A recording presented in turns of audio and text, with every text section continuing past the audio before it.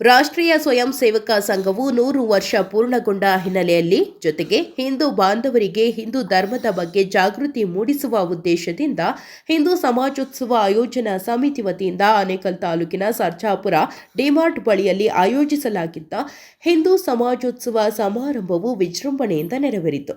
ಇನ್ನು ಹಿಂದೂ ಸಮಾಜೋತ್ಸವ ಅಂಗವಾಗಿ ಶೋಭಾಯಾತ್ರೆ, ಹಳ್ಳಿಕಾರ್ ಎತ್ತುಗಳ ಮೆರವಣಿಗೆ, ಸ್ವದೇಶಿ ಮೇಳ, ಗೋಮಾತ್ರ ಪ್ರದರ್ಶಿನಿ, ಸಾಂಸ್ಕೃತಿಕ ಹಿಂದೂ ಬ್ರ್ಯಾಂಡ್ ಮತ್ತು ವೇದಿಕೆ ಕಾರ್ಯಕ್ರಮ ಸೇರಿದಂತೆ ಹಲವು ಸಾಂಸ್ಕೃತಿಕ ಕಾರ್ಯಕ್ರಮಗಳು ಯಶಸ್ವಿಯಾಗಿ ನೆರವೇರಿತು.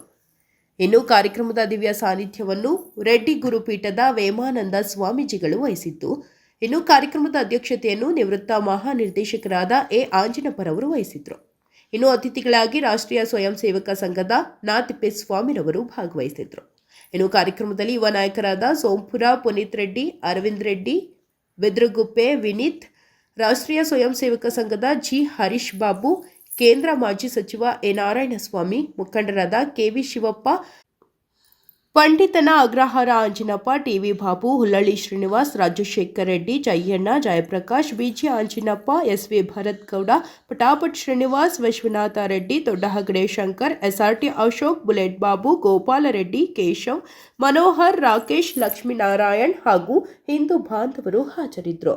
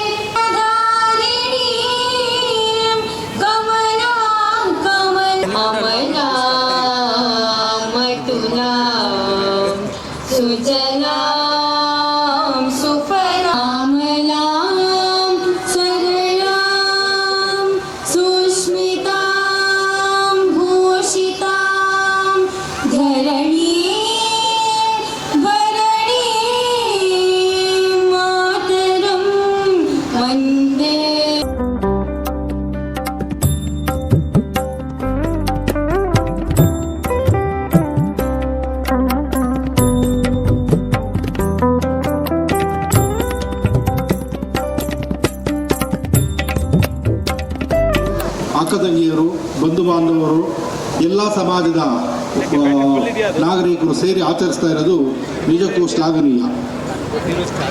ಈ ಸರ್ಜಾಪುರದಲ್ಲಿ ಈ ರೀತಿ ಒಂದು ಕಾರ್ಯಕ್ರಮವನ್ನು ಆಚರಿಸ್ತಾ ಇರೋದು ನಿಜಕ್ಕೂ ನಮ್ಮ ಸಂಸ್ಕೃತಿ, ಸಂಪ್ರದಾಯ, ನಮ್ಮ ಏನು ಈ ಹಿಂದೂ ಸಮಾಜದ ಬಗ್ಗೆ ಕಾಳಜಿಯನ್ನು ಎತ್ತಿ ತೋರಿಸ್ತಾ ಇದೆ. ನಮ್ಮ ಭಾರತ ದೇಶ ಈಗಾಗಲೇ ಮುಂದುವರೆದಿದೆ. ಇನ್ನು ಒಂದು 20 ವರ್ಷದಿಂದ, ಒಂದು 20-25 ವರ್ಷದಿಂದಲೇ ನಮ್ಮ ಭಾರತ ದೇಶವನ್ನು ಮುಂದುವರಿತಿರೋ ದೇಶ ಅಂತ ಹೇಳ್ತಾ ಇದ್ವಿ. ಇಲ್ಲ, ಈ ಭಾರತ ದೇಶ ಸುಮಾರು 2014 ನಂತರ, ಅರ್ಥ ಆಗುತ್ತೆ 14 ಯಾಕೆ ಹೇಳ್ತಿದ್ದೀನಿ ಅಂದರೆ, 14 ನಂತರ ಒಂದು ನಾಯಕತ್ವ ನಮ್ಮ ದೇಶವನ್ನು ಕೈಗೆತ್ತಿಕೊಂಡ ಮೇಲೆ ನಮ್ಮ ದೇಶ ಎಲ್ಲೋ ತುಂಬ ಮುಂದುವರಿತಾ ಇದೆ. ಅಂದರೆ ಪಾಶ್ಚಿಮಾತ್ಯ ದೇಶಗಳು ನಮ್ಮನ್ನು ಹಿಂದಿರುಗಿ ನೋಡುವಂಥ ಒಂದು ದೊಡ್ಡ ಸಂಘಟನೆಗಳು ನಮ್ಮಲ್ಲಿ ನಡೀತಾ ಇದೆ.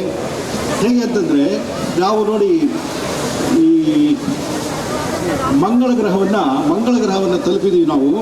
ಎಷ್ಟು ಬೇರೆ ದೇಶಗಳವರು ಸಾವಿರಾರು ಕೋಟಿ ಖರ್ಚು ಮಾಡಿ ಮಂಗಳ ಗ್ರಹವನ್ನು ತಲುಪಿದರೆ, ನಮ್ಮ ಭಾರತ ದೇಶದವರು ಜಸ್ಟ್ 447 ಕೋಟಿಯಲ್ಲಿ ಒಂದು ರಾಕೆಟನ್ನು ತಯಾರು ಮಾಡಿ ನಾವು ಮಂಗಳ ಗ್ರಹವನ್ನು ತಲುಪಿದ್ದೀವಿ.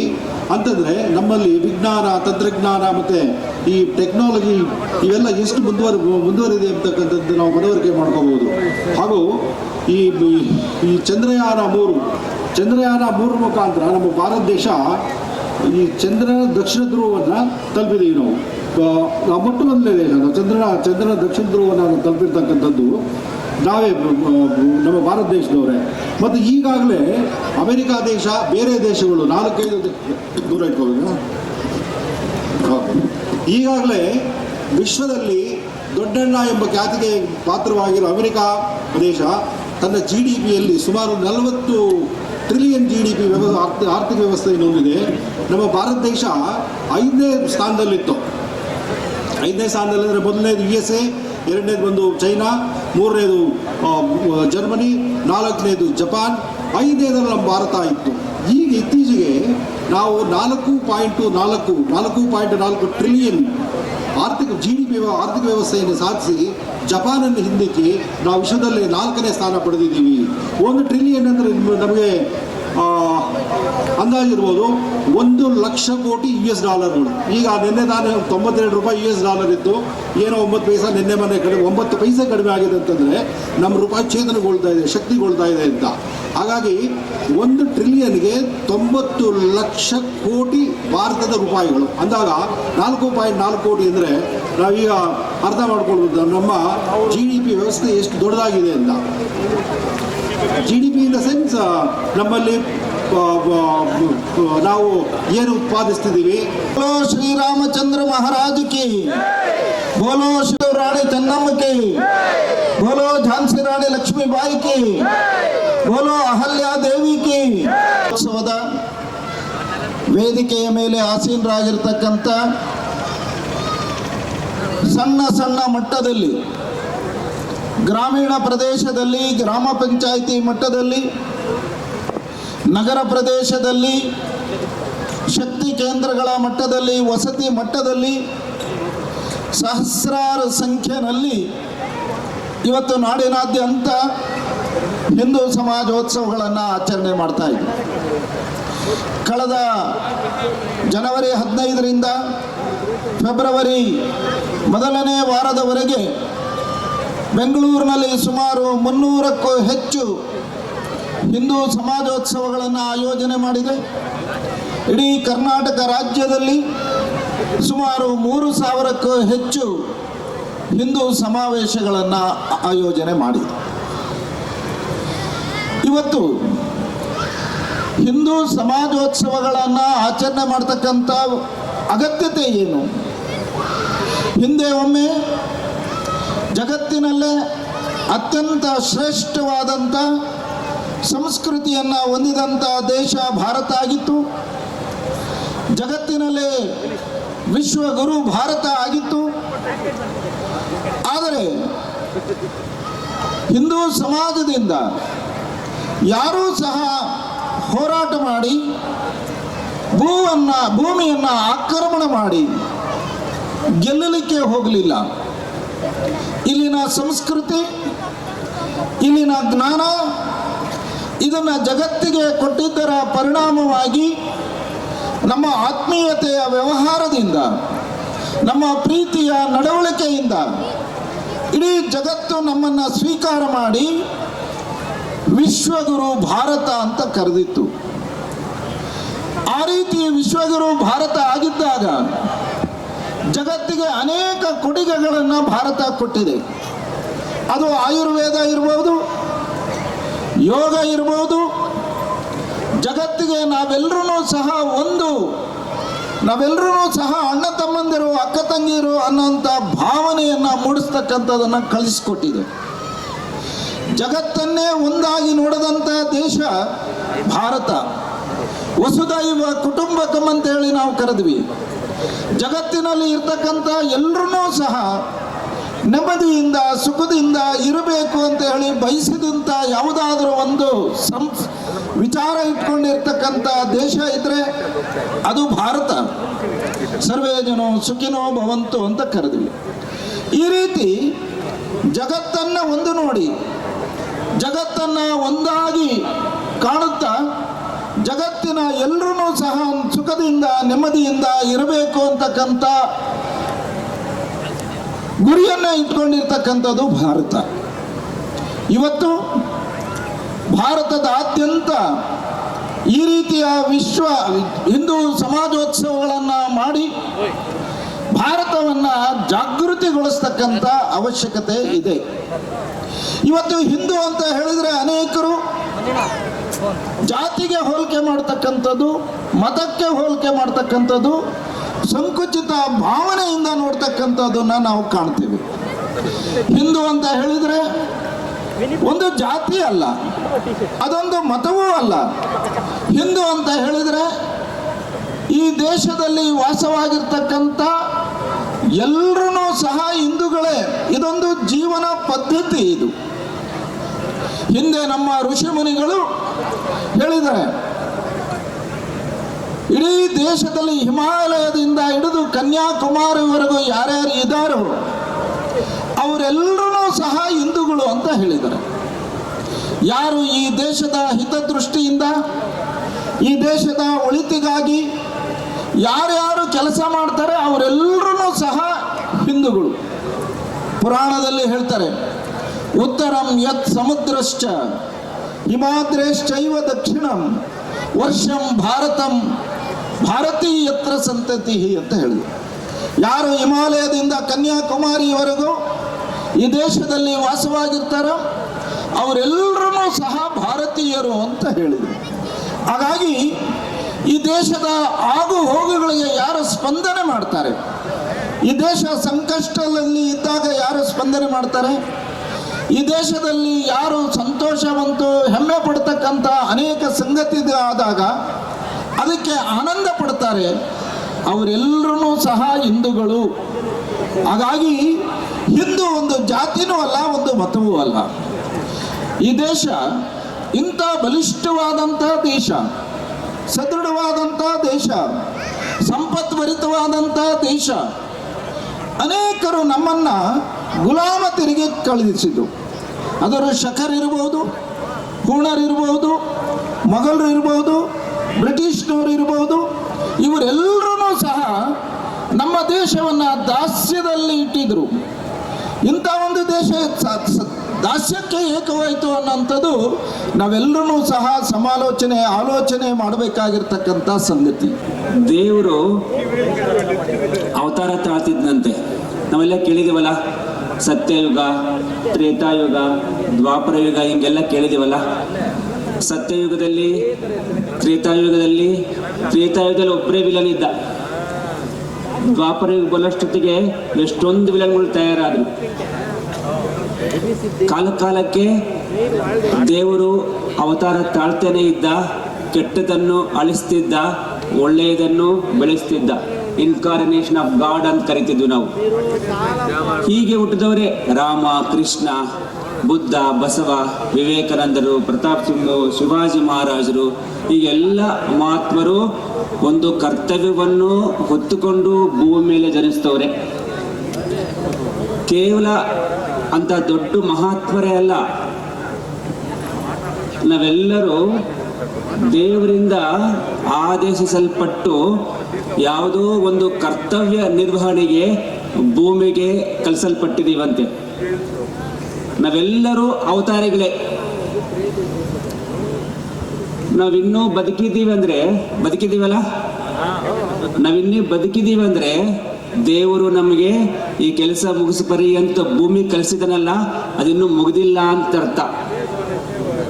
ಯಾವತ್ತು ನಮ್ಮ ಕಳಿಸಿದಂಥ ಕೆಲಸ ಮುಗಿದ್ರೆ ಅವತ್ತು ನಾವು ದೇವರ ಹತ್ರ ಪ್ರಯಾಣ ಮಾಡ್ತಿರೋದೆ. ಅಂತ ಯಾವ ಕೆಲಸಕ್ಕೋಸ್ಕರ ನಾವಿಲ್ಲಿ ಬಂದಿದ್ದೀವಿ, ಯಾವ ಘನ ಉದ್ದೇಶಕ್ಕೋಸ್ಕರ ದೇವರು ನಮ್ಮನ್ನು ಕಳಿಸ್ಕೊಟ್ಟಿದ್ದಾನೆ ಅನ್ನುವಂಥ ಉದ್ದೇಶವನ್ನು ಅರಿತು ಆ ರೀತಿ ನಮ್ಮ ಜೀವನ ಪ್ರಯಾಣವನ್ನು ಸಾಗಿಸೋದೇ ಈ ದೇಶದ ಅತಿ ದೊಡ್ಡ ಆಧ್ಯಾತ್ಮ ಅಂತ ಮಹಾತ್ಮರು ಬೋಧನೆ ಮಾಡಿದ್ದಾರೆ. ನೋಡ್ರಿ, ಬೇರೆ ಬೇರೆ ಕಾಲದಲ್ಲಿ ಬೇರೆ ರಾಕ್ಷಸರು, ಕೆಟ್ಟವರು, ವಿಲನ್ ಎಲ್ಲಗಳಿದ್ದರೆ ಒಬ್ಬ ವ್ಯಕ್ತಿ ಅವ್ರ ಜೊತೆ ಹೋರಾಟ ಮಾಡಿ ಒಳ್ಳೆಯದನ್ನು ಬೆಳೆಸ್ತಿದ್ದ. ಹಾಗೆ ಸಂದರ್ಭ ಹಂಗಿತ್ತು. ಈಗ ಕೆಟ್ಟದನ್ನೋದು, ರಾಕ್ಷಸರನ್ನೋದು ಒಬ್ಬರಿಲ್ಲ, ಸಾಮೂಹಿಕವಾಗಿ ನಮ್ಮ ಮೇಲೆ, ಒಳ್ಳೆಯದರ ಮೇಲೆ ದಾಳಿ ಮಾಡ್ತಿದ್ದಾರೆ. ಈ ಸಂದರ್ಭದಲ್ಲಿ ವ್ಯಕ್ತಿ ಅದನ್ನ ನಿಭಾಯಿಸೋದಕ್ಕಾಗೋದಿಲ್ಲ. ಕೆಟ್ಟದರ ವಿರುದ್ಧ ನಾವೆಲ್ಲ ಸಂಘಟಿತರಾಗಿ ಅವತಾರಗೊಂಡಂತ ಕರ್ತವ್ಯ ನಿರ್ವಹಣೆಯನ್ನು ಸಂಘಟಿತರಾಗಿ ಅದನ್ನು ಫೇಸ್ ಮಾಡಿದ್ರೆ ಮಾತ್ರ ಕೆಟ್ಟದನ್ನು ಅಳೆದಾಕಿ ಮತ್ತೆ ಧರ್ಮ ಸ್ಥಾಪನೆಯನ್ನು ಮಾಡೋಕ್ಕೆ ಸಾಧ್ಯ ಅನ್ನೋ ಉದ್ದೇಶದಿಂದ ಈ ಹಿಂದೂ ಸಮಾಜೋತ್ಸವವನ್ನು ನಾಡಿನಾದ್ಯಂತ ಇಡೀ ದೇಶದಲ್ಲಿ ಎಲ್ಲ ನಮ್ಮ ಹಿಂದೂ ಸಮಾಜ ಬಾಂಧವರು ಆಯೋಜನೆಗೊಳಿಸಿದ್ದಾರೆ. ಏನಕ್ಕೆ ಈ ಸಮಾಜೋತ್ಸವ? ಹೇಳಿ ತಿಪ್ಪೇಸ್ವಾಮಿ ಅವರು ಪಂಚ ಪ್ರಣಾಳಿಕೆಯನ್ನು 5 ಪಾಯಿಂಟನ್ನು ಹೇಳಿದರು. ವಿಶೇಷವಾಗಿ ಆತ್ಮರಕ್ಷಣೆ ಸಲುವಾಗಿ. ಆತ್ಮರಕ್ಷಣೆ ಎಂದರೆ ಏನು? ನನ್ನನ್ನಷ್ಟೇ ರಕ್ಷಣೆ ಮಾಡ್ಕೊಳ್ಳೋದ? ಈಗಿನ ದಿನಮಾನಗಳಲ್ಲಿ ಆತ್ಮ ರಕ್ಷಣೆ, ಆತ್ಮಶೋಧನೆ, ಆತ್ಮಶುದ್ಧತೆ ಅಂದರೆ ಕೇವಲ ವೈಯಕ್ತಿಕ ಮಟ್ಟದಲ್ಲಿಲ್ಲ. ಅದು ಹಿಂದೆ ಇತ್ತು. ನಮ್ಮ ಧಾರ್ಮಿಕ ಗ್ರಂಥಗಳಲ್ಲಿ ಸಹ ವೈಯಕ್ತಿಕ ಮಟ್ಟದಲ್ಲೇ ಇದೆ. ಆತ್ಮ ಅಂದರೆ ಅರ್ಥ, ವ್ಯಾಪ್ತಿ. ಆತ್ಮರಕ್ಷಣೆ ಅಂದರೆ ನನ್ನನ್ನು ನಾನು ರಕ್ಷಣೆ ಮಾಡ್ಕೊಳ್ಳೋದು, ನಮ್ಮ ಅಕ್ಕ ತಂಗಿಯರ ಮಾನ ಮರ್ಯಾದೆಯನ್ನು ಉಳಿಸೋದು, ನಾವು ಸಂಪಾದನೆ ಮಾಡಿದಂಥ ಸಂಪತ್ತನ್ನು ಉಳಿಸೋದು. ಯಾಕಂದರೆ ಹಿಂದೆ ನಾವು ಇತಿಹಾಸದಲ್ಲಿ ನೋಡಿದ್ದೀವಿ, ನಮ್ಮ ಅಕ್ಕ ತಂಗಿಯರ ಮಾನ ಮರ್ಯಾದೆಯನ್ನು ಹಾಳು ಮಾಡ್ತಾ ಇದ್ರು, ನಮ್ಮ ಸಂಪತ್ತನ್ನು ಲೂಟಿ ಮಾಡ್ತಾ ಇದ್ರು. ನಾವು ಕಷ್ಟಪಟ್ಟು ಕಟ್ಟಿಕೊಂಡ ಅಂತ ಮನೆಯನ್ನು ಉಳಿಸುವುದು, ಯಾಕಂದ್ರೆ ಸುಡ್ತಾ ಇದ್ರು. ಎಲ್ಲದಕ್ಕಿಂತ ಮಿಗಿಲಾಗಿ ನಮ್ಮ ಪಕ್ಕದಲ್ಲಿರುವಂತಹ ದೇವಸ್ಥಾನವನ್ನು ಕಾಪಾಡಿಕೊಳ್ಳೋದು. ಆತ್ಮರಕ್ಷಣೆ ವ್ಯಾಪ್ತಿ ಬೆಳೆದು ನಿಲ್ತು. ನಾನು, ನನ್ನ ಕುಟುಂಬ, ನನ್ನ ಸಂಪತ್ತು, ಆಸ್ತಿ, ಹಣ ಮತ್ತು ನನ್ನ ಶ್ರದ್ಧಾ ಕೇಂದ್ರ ಇವೆಲ್ಲವನ್ನು ಉಳಿಸ್ಕೊಳ್ಳುವಂಥ ಜವಾಬ್ದಾರಿ ನಮ್ಮೆಲ್ಲರ ಮೇಲೆ ಇದೆ ಎನ್ನುವಂಥ ಭಾವನೆಯನ್ನು ಜಾಗೃತಗೊಳಿಸೋದಕ್ಕೋಸ್ಕರನೇ ನಾವೆಲ್ಲ ಇಲ್ಲಿ ಹಾಜರಾಗಿದ್ದೀವಿ. ಇಂಥ ಎಲ್ಲ ಕಾರ್ಯಕರ್ತರು ನಿಮ್ಮಂಥ ಸಹಕಾರದಿಂದ ಎಲ್ಲ ನಮ್ಮ ರಾಜ್ಯದಲ್ಲಿ ವಿಶೇಷವಾಗಿ 8ನೇ ತಾರೀಕುವರೆಗಿದೆ ಎಲ್ಲ ಕಡೆ ಈ ಸಮಾಜೋತ್ಸವವನ್ನು ಆಚರಣೆ ಮಾಡ್ತಾ ಇದ್ದಾರೆ.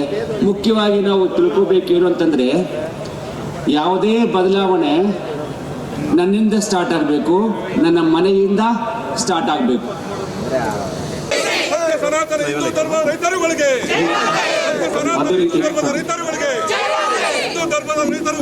ಎಲ್ಲ ರೈತ ಬಾಂಧವರು ವೇದಿಕೆಗೆ ಬರಬೇಕು. ಸತ್ಯ ಸನಾತನ ನಿತ್ಯ ನಿರಂತರ ಹಿಂದೂ ಧರ್ಮಕ್ಕೆ, ಸತ್ಯ ಸನಾತನ ನಿತ್ಯ ನಿರಂತರ ಹಿಂದೂ ಧರ್ಮಕ್ಕೆ, ರೈತ ಬಾಂಧವರೆಲ್ಲ ವೇದಿಕೆಗೆ ಬರಬೇಕು. ದಯವಿಟ್ಟು ರೈತ ಬಾಂಧವರ ಕಡೆಯಿಂದ ಒಂದು ಮನವಿಯನ್ನು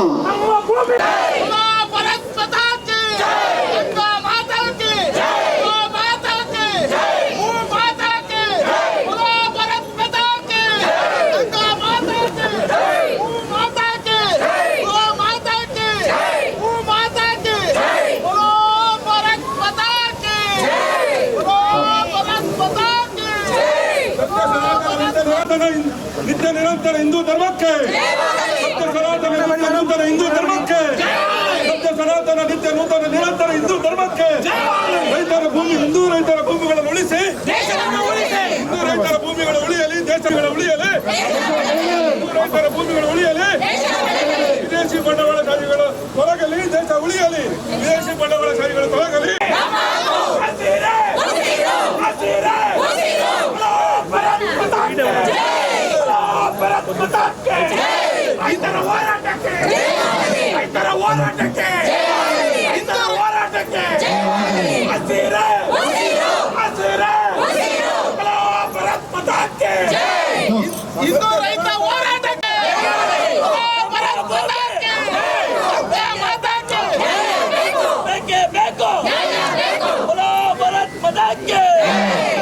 ಎಲ್ಲರಿಗೂ ಅದರಲ್ಲಿ ಭಾಗವಹಿಸಿರ್ತಕ್ಕಂಥ ಎಲ್ಲರಿಗೂ ನಮ್ಮ ಧನ್ಯವಾದಗಳನ್ನು ತಿಳಿಸುತ್ತಾ, ಏನು ನಮ್ಮ ಸರ್ಜಾಪುರ ಹೋಬಳಿಯಲ್ಲಿ 11 ಗ್ರಾಮಗಳಲ್ಲಿ ಸ್ವಾಮೀಜಿಗಳ ಹತ್ರ ಎಲ್ಲ ಡಿಸ್ಕಸ್ ಮಾಡಿದ್ದೀವಿ. ಮೊನ್ನೆ 2535 ಎಕರೆ ಕೈಗಾರಿಕೆ KIDB ಸಂಸ್ಥೆಯು ರೈತರ ಫಲವತ್ತಾದ ಭೂಮಿಗಳನ್ನು ಸ್ವಾಧೀನಪಡಿಸಿಕೊಂಡಿದೆ. ಈಗಾಗಲೇ ಅನೇಕ ಹೋರಾಟಗಳನ್ನು ನಾವು ಮಾಡ್ಕೊಂಡು ಬರ್ತಾ ಇದ್ದೇವೆ. ಸುಮಾರು 210 ದಿನಗಳಿಂದ ಧರಣಿ ಸಹ ಮಾಡ್ತಾ ಇದ್ದೇವೆ. ರೈತರು ಉಪವಾಸ ಧರಣಿ ಸತ್ಯಾಗ್ರಹವನ್ನು ಮುತ್ತನೂರು ಗ್ರಾಮದಲ್ಲಿ ಮಾಡ್ತಾ ಇದ್ದೇವೆ ಸ್ವಾಮೀಜಿಗಳೇ. ಮೊನ್ನೆ 2 ದಿನದಿಂದ ಬಿಕ್ಕನಹಳ್ಳಿನಲ್ಲಿ ವೇಮನ ಜಯಂತಿ ನಡೆದಾಗ ನಮ್ಮ ಶ್ರೀ ವೇಮಾನಂದ ಸ್ವಾಮಿಯವರ ಜೊತೆ ಈ ವಿಷಯವನ್ನು ಪ್ರಸ್ತಾಪ ಮಾಡಿದ್ದೀವಿ. ನಮ್ಮ ರೈತ ಹೋರಾಟಗಾರರು, ರೈತ ಮುಖಂಡರು ಸುಮಾರು BOಸಹಳ್ಳಿ, ಬಿಕ್ಕನಹಳ್ಳಿ, ಅಂದೇನಹಳ್ಳಿ ಮತ್ತು ಮುತ್ತನಲ್ಲೂರು, ಸಮನಹಳ್ಳಿ ಸುಮಾರು 11 ಗ್ರಾಮದ ರೈತರ ಫಲವತ್ತಾದ ಭೂಮಿಗಳನ್ನು 2635 ಎಕರೆ ಭೂಮಿಗಳನ್ನು KIDB ಸಂಸ್ಥೆ ಭೂ ಸ್ವಾಧೀನ ಪ್ರಾಥಮಿಕ ಅಧಿಸೂಚನೆ ಹೊರಡಿಸಿದೆ. ಅದನ್ನೆಲ್ಲ ಕೈ ಬಿಡಬೇಕಂತ ಹೇಳ್ಬಿಟ್ಟು ನಮ್ಮ ರೈತರ ಹೋರಾಟ ಒಂದು ಮನವಿಯನ್ನು ತಮಗೆ ಕೊಡ್ತಾ ಇದ್ದೀವಿ. ಮುಂದಿನ ದಿನಗಳಲ್ಲಿ ನಮ್ಮ ಕೈಗಾರಿಕಾ ಸಚಿವರಾದಂಥ ಶ್ರೀ MB ಪಾಟೀಲ್ ಅವರನ್ನ ತಮ್ಮ ಮುಖಾಂತರ ನಮ್ಮ ಸ್ವಾಮೀಜಿಗಳು ಇರ್ಬೋದು, ತಮ್ಮ ಸ್ವಾಮೀಜಿಯವರು ಅವ್ರ ಮುಖಾಂತರ ಒಂದು ಮನವಿ ಪತ್ರವನ್ನು ಅವ್ರಿಗೆ ತಲುಪಿಸಿ, ಅವ್ರ ಮುಖಾಂತರ ಒಂದು ನಿಯೋಗವನ್ನು ನಮ್ಮ ರೈತರ ನಿಯೋಗವನ್ನು ಕರ್ಕೊಂಡು ಹೋಗಿ ನಮ್ಮ ಏನೀಗ ಪ್ರಾಥಮಿಕ ಅಧಿಸೂಚನೆ ಹೊರಡಿಸಿದ್ದಾರೆ ಅದನ್ನು ಕೈ ಬಿಡಬೇಕಂತ ಹೇಳ್ಬಿಟ್ಟು ತಾವೂ ಸಹ ನಮ್ಮ ಜೊತೆ ತಮ್ಮ ಈ ಹೋರಾಟದಲ್ಲಿ ಭಾಗಿಯಾಗಬೇಕಂತ ಹೇಳ್ಬಿಟ್ಟು ಹೇಳ್ತಾ, ಈ ಹೋರಾಟಕ್ಕೆ ನಮ್ಮ ನಾರಾಯಣ ಸ್ವಾಮಿಯವರು ಇರ್ಬೋದು, ನಮ್ಮ ಕೇಂದ್ರ ಸಚಿವರು, ಮಾಜಿ ಸಚಿವರಾದಂಥ ನಾರಾಯಣ ಸ್ವಾಮಿಯವರು ನಮ್ಮ ಜೊತೆ ಸಾಥ್ ಕೊಡ್ತಾ ಇದ್ದಾರೆ. ಮತ್ತು ಎಲ್ಲ ನಮ್ಮ ನಾಯಕರುಗಳು ಈ ಭೂಮಿನ ಬಿಡಬೇಕು, ರೈತರ ಭೂಮಿನ ವಾಪಸ್ ಕೊಡಬೇಕಂತ ಹೇಳ್ಬಿಟ್ಟು ಈಗಾಗಲೇ ಅನೇಕ ಹೋರಾಟಗಳನ್ನು ಮಾಡ್ಕೊಂಡು ಬರ್ತಾ ಇದ್ದೀವಿ. ಮತ್ತು ಅನೇಕ ಸಮಾವೇಶಗಳನ್ನು, ಸ್ಟ್ರೈಕ್ಗಳನ್ನು, ತಾಲೂಕು ಆಫೀಸ್ ಮುತ್ತಿಗೆಗಳನ್ನು, KIDB ಮುತ್ತಿಗೆಯನ್ನು ಸಹ ನಾವು ಮಾಡಿದ್ದೀವಿ ಸಭೆಗೆ. ಅದಕ್ಕೆ ನಮ್ಮ ರೈತರು ಒಂದು ಮನವಿಯನ್ನ ನಮ್ಮ ಭೂಮಿಗಳನ್ನು ಬಿಡಿಸ್ಬೇಕಂತ ಹೇಳ್ಬಿಟ್ಟು ಒಂದು ಮನವಿಯನ್ನ ಪ್ರಿಪೇರ್ ಮಾಡ್ಕೊಂಡು ಬಂದಿದ್ದಾರೆ. ತಮಗೆ ಅದನ್ನು ಎಲ್ಲ ರೈತ ಮುಖಂಡರು ಮತ್ತು ಎಲ್ಲ ರೈತ ನಾಯಕರು ತಮಗೆ ಮನವಿ ಪತ್ರವನ್ನು ಕೊಡಲಿದ್ದಾರೆ. ಮತ್ತು ಇದನ್ನು ಉದ್ದೇಶಿಸಿ ನಮ್ಮ ಕೇಂದ್ರ ಮಾಜಿ ಸಚಿವ ನಾರಾಯಣ ಸ್ವಾಮಿ ಅವರು ಅವ್ರ ಮುಖಾಂತರ ಸ್ವಾಮೀಜಿ ಅವರ ಹತ್ರ ಕೇಳ್ಕೊಳ್ಳೋದೇನೆಂದ್ರೆ, ನಮ್ಮ ಭೂಮಿಗಳು ಮಾತ್ರ ಉಳಿಸೋದಕ್ಕೆ ಮುಂದೆ ಬಂದೆ ಅಂತ ಕೇಳ್ತಾ ಇಲ್ಲ, ಕೇಳ್ಕೊಳ್ತಾ ಇದ್ದೀವಿ. ಈ 11 ಗ್ರಾಮಗಳನ್ನು ಒಕ್ಕಲೆಬ್ಬಿಸಿ ಆಚೆ ಕಳಿಸ್ತಾ ಇದ್ದಾರೆ ಈ ರಾಜ್ಯ ಸರ್ಕಾರ ನಡ್ಕೊಳ್ತಾ ಇರೋ ರೀತಿ ಸರಿ ಇಲ್ಲ ಅಂತ ಕೇಳ್ತಾ ಇದ್ದೀವಿ. ಹಿಂದೂಗಳನ್ನು ಉಳಿಸಿ, ನಮ್ಮ ಭೂಮಿಗಳು ಮಾತ್ರ ಅಲ್ಲ ಹಿಂದುತ್ವನೂ ಉಳಿಬೇಕಂತ ಹೇಳ್ಬಿಟ್ಟು ನಮ್ಮ ಬೆಂಗಾವಲಿಗೆ ನಿಂತು ಮುಂದೆ ನಡೆಸ್ಕೊಂಡು ಹೋಗ್ಬೇಕು ಅಂತ ನಿಮ್ಮಲ್ಲಿ ಕಳಕಳಿಯಾಗಿ ಕೇಳ್ಕೊಳ್ತಾ ಇದ್ದೀವಿ. ಇವತ್ತು ಏನು ನಾವು ರೈತ ಹೆಣ್ಮಕ್ಳು ಬೀದಿಯಲ್ಲಿ ಮಲ್ಕೊಳ್ತಾ ಇದೀವಿ, ಬೀದಿಗೆ ಬಂದಿದ್ದೀವಿ. ರೈತ ಹೆಣ್ಮಕ್ಳು ಬೀದಿಯಲ್ಲಿದ್ದಾರೆ, ನಮ್ಮ ಮಕ್ಕಳು ಬೀದಿಗಳಲ್ಲಿ ಓದಿಸ್ತಾ ಇದೀವಿ. ಇಂಥ ಪರಿಸ್ಥಿತಿ ನಮ್ಗೆ, ಯಾಕಂದ್ರೆ ನಾವೆಲ್ಲ ಹಿಂದೂ ಕೂಡ ಇವತ್ತು ಏನ್ ಹಿಂದುತ್ವ ಅಂತ ಆಗ್ತಾ ಇದೆ, ಇದು ನಮ್ಮ ಶಕ್ತಿ ಪ್ರದರ್ಶನ ನಾವು ಮಾಡ್ಲಿಕ್ಕೆ ಅನ್ನೋದು ಒಂದು. ಆದ್ರೆ ನಮ್ಮ ಹಿಂದೂ ಸನಾತನ ಧರ್ಮ ಹಾಳಾಗಿ ಹೋಗ್ತಿದೆ, ಅದ್ರ ಬಗ್ಗೆ ಎಚ್ಚೆತ್ತುಕೊಳ್ಬೇಕು ಅಂತ ಇದೀವಿ. ಇವತ್ತು ಏನಾದ್ರೂ ನಾವು ಭೂಮಿಗಳನ್ನ ಕೊಟ್ಬಿಟ್ರೆ ನಮ್ಮಲ್ಲಿ ಹಿಂದುತ್ವ ಅನ್ನೋದು ಇರೋದಿಲ್ಲ. ಪರಕೀಯರು ಬಂದು ನಮ್ಮನ್ನ ಆಳ್ತಾರೆ. ಬ್ರಿಟಿಷ್ ಯಾವ ರೀತಿ ಆಳ್ತಾರೋ ಆ ರೀತಿನೇ ನಮ್ಮನ್ನ ಆಳ್ತಾರೆ. ಇಂಥ ಪರಿಸ್ಥಿತಿಯಲ್ಲಿ ನಾವಿದ್ದೀವಿ. ಇಲ್ಲಿ ಯಾವ್ದು ಜಮೀನೆಲ್ಲ ಹೋಗಿದೆ, ಅವ್ರು ಎಲ್ಲರೂ ಸಹ ಹಿಂದೂಗಳೇ. ನಮ್ಮಲ್ಲಿ ಇರೋ ಅಷ್ಟು ಹೆಣ್ಣು ಮಕ್ಕಳು ಆಗಲಿ, ಯಾವುದೇ ಒಬ್ಬರು ಬೇರೆ ಯಾವುದೇ ಉದ್ದೇಶಗಳಿಲ್ದಿರ ನಮ್ಮ ಭೂಮಿಗಳನ್ನು ಉಳಿಸ್ಕೊಳ್ಳಿಕ್ ಮಾತ್ರನೇ ಬಂದಿದ್ದೀವಿ.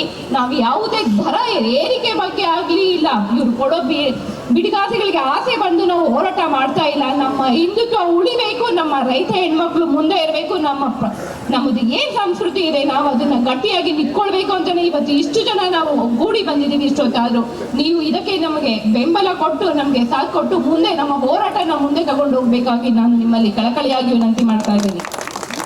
ಜೈ ಕಿಸಾನ್, ಜೈ ಕಿಸಾನ್.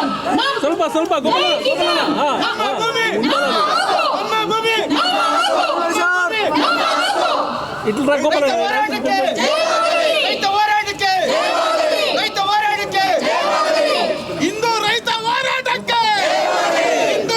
ವಂದನೆಗಳು. ಈ ಕಾರ್ಯಕ್ರಮಕ್ಕೆ ಪ್ರತ್ಯಕ್ಷವಾಗಿ ಪರೋಕ್ಷವಾಗಿ ಸಹಕಾರ ಕೊಟ್ಟಂತಹ ಎಲ್ಲ ಬಂಧು ಬಾಂಧವರಿಗೆ ಸಾಷ್ಟಾಂಗ ವಂದನೆಗಳನ್ನು ತಿಳಿಸುತ್ತೇನೆ. ಹಾಗೆ ಇನ್ನೊಂದು ಮಾತಿನಿಂದ ನನ್ನ ವಾಕ್ಯವನ್ನು ಸ್ಪೀಚನ್ನು ಕಂಪ್ಲೀಟ್ ಮಾಡ್ತೀನಿ. ಹೇಗೆ ಕರ್ನಾಟಕದಲ್ಲಿ ಕನ್ನಡಿಗನೇ ಸಾರ್ವಭೌಮನೋ ಹಾಗೆ ಹಿಂದೂಸ್ತಾನದಲ್ಲಿ ಹಿಂದೂನೇ ಸಾರ್ವಭೌಮ ಎಂದು ತಿಳಿಸಲು ಇಷ್ಟಪಡುತ್ತೇನೆ. Thank you. ನಮ್ಮ ಹಿಂದೂ ಸಮಾಜೋತ್ಸವ ಕಾರ್ಯಕ್ರಮ ತುಂಬ ಯಶಸ್ವಿಯಾಗಿ ಸಜ್ಜಾಪುರ ನಗರದಲ್ಲಿ ನಡೆದಿದೆ. ಈ ಕಾರ್ಯಕ್ರಮಕ್ಕೆ ಅಪೇಕ್ಷಿತ ಒಂದು 5,000ದಿಂದ 6,000 ಜನ ಅಪೇಕ್ಷಿತರಿದ್ದರು. ಬಟ್ ಒಂದು 4,000 ಫ್ಲೋಟಿಂಗ್ ಕ್ರೌಡ್, 4ರಿಂದ 5,000 ಫ್ಲೋಟಿಂಗ್ ಕ್ರೌಡು. ಸೀಟಿಂಗೆಲ್ಲ ಅಷ್ಟಿರಲಿಲ್ಲ. ಬಟ್ ಎಲ್ಲೋ ಒಂದು ಜಾಗದಲ್ಲೇ ನಾವು ಹೇಳಬಾರ್ದು, ಬಟ್ ನಮ್ಮ ಹಿಂದೂಗಳು ಜಾಗರೂಕರ ಆಗಲಿಲ್ಲ. ನಾವು 1 ತಿಂಗಳಿಂದ ಸತತವಾಗಿ ಪ್ರತಿಯೊಂದು ಮನೆಗೂ ತಲುಪಿ ಅವ್ರನ್ನ ಈ ಕಾರ್ಯಕ್ರಮಕ್ಕೆ ಆಹ್ವಾನಿಸಿದ್ವಿ. ಆದರೆ ಎಲ್ಲೋ ನಮ್ಮ ಹಿಂದೂಗಳು, ನಮ್ಮ ಸ್ನೇಹಿತರು ಹೇಳ್ತಾಯಿದ್ರು, ಕುಂಭಕರ್ಣ ನಿದ್ದೆ ಮಾಡ್ತಾಯಿದ್ದಾರೆ. ಅವ್ರಿಗೆ ಯಾವಾಗ ಇದ್ರ ಬಗ್ಗೆ ಅರಿವಾಗ್ತದೆ ಅಂದರೆ ಅವ್ರ ಮನೆ ಬಾಗಿಲಿಗೆ ಬಂದು, ಅನ್ಯ ಕೋಮನವರು ಅವ್ರ ಮನೆ ಬಾಗಿಲಿಗೆ ಬಂದು ಅವ್ರ ಮನೆ ಬಾಗಿಲಿಗೆ ತಟ್ಟಿದಾಗ ಅವರಿಗೆ ಆ ಭಯ ಅನ್ನೋದೇನೋ ಗೊತ್ತಾಗುತ್ತೆ. ಯಾವತ್ತು ಸಂಘಟಿತ ಹಿಂದೂ, ಶಕ್ತಿಯುತ ಹಿಂದೂ ಆಗಲಿಲ್ಲ ಅಂದರೆ ಅವರಿಗೆ ನಮ್ಮ ದೇಶದಲ್ಲಿ ಉಳಿಗಾಲ ಇಲ್ಲ. ಇರ್ಬೋದು ಇವಾಗ ಗಟ್ಟಿಯಾಗಿರ್ಬೋದು, ಜೋರಾಗಿರ್ಬೋದು ಹಿಂದೂಗಳು. ನಾಳೆ ದಿವಸ ಇನ್ನೊಂದು 20 ವರ್ಷಕ್ಕೆ ನಮಗೆ ತುಂಬ ಕಷ್ಟ ಪರಿಸ್ಥಿತಿ ಎದುರಾಗುವಂತಹ ಸಂದರ್ಭಗಳು ಜಾಸ್ತಿ ಗೋಚರಣೆ ಆಗ್ತಾಯಿದೆ. ಆಲ್ರೆಡಿ ನೀವು ನೋಡ್ತಾ ಇದ್ದೀರಾ, ನಿಮಗೆಲ್ಲ ಗೊತ್ತಾಗ್ತಾ ಇದೆ.